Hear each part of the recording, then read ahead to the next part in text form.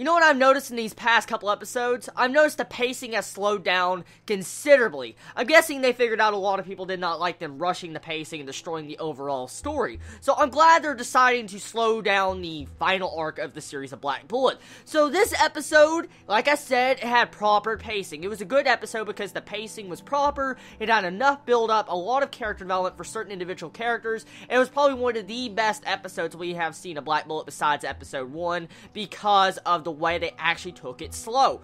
This entire episode was pretty much just build up for the upcoming fights with the Gostria and getting to see the entire team finally formed at the end of this episode. That's really what this episode stood for, and that's exactly why I'm happy with this episode. It may not be the most groundbreaking episode of the anime season, but this is definitely probably one of the best episodes of Black Bullet just because it actually took the time to develop everything. So, we get to see 2 new characters introduced this episode. We get to see Shoma, we also get to see Fuse. Now, Fuse, oh my god.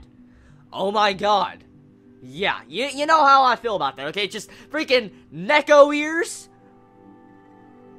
Oh, wow. Okay, I'm just gonna tell you out there, that was really freaking cute, that was adorable, and wow. So we find out that certain cursed children can actually sprout out animal features like ears or a tail or something if they have too much of the virus inside of them. I'm guessing it's exceptional cases. We don't know exactly what really causes, I'm guessing, certain cursed children who have animal features, but it's interesting getting to know this, because it definitely adds up for some nice, good, cute fan service or Moe Blob fan service. So, let's talk about something else. I noticed Black Bullet really condones child violence. I mean, have you not noticed the violence against little lolly girls in this entire series? I mean, a couple episodes back, we had Tina get hit through like 6 floors on a skyscraper. In this episode, you get to see a freaking lolly punched by a grown man in the stomach into a freaking tent. Like, what this series is mean, if you think about it like that, okay? These little girls, these cursed children are being forced to fight, and then pretty much are getting abused and hit.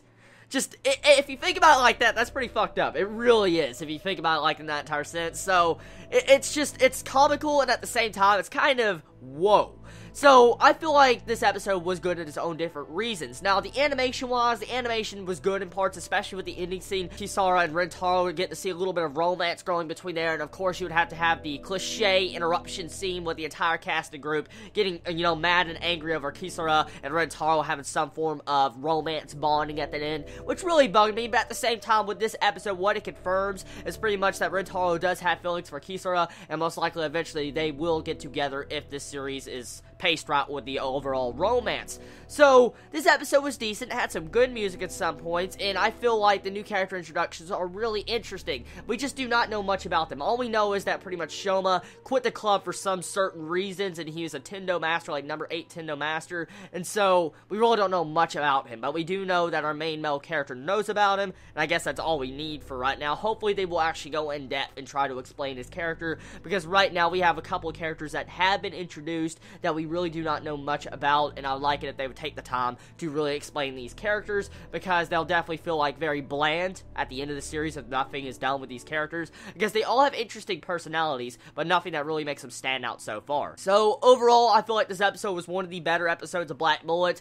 It had great things about it, had bad things about it, had some funny moments about it. I guess, overall, it wasn't that bad of an episode. So, everybody, tell me your thoughts on this episode of Black Bullet. Did you enjoy it? Did you hate it? What's your favorite moments about it? And do you feel like, overall, the pacing has slowed down considerably since the very beginning? Let me know in the comments below. Love you all so much. Please be safe. Chibi out.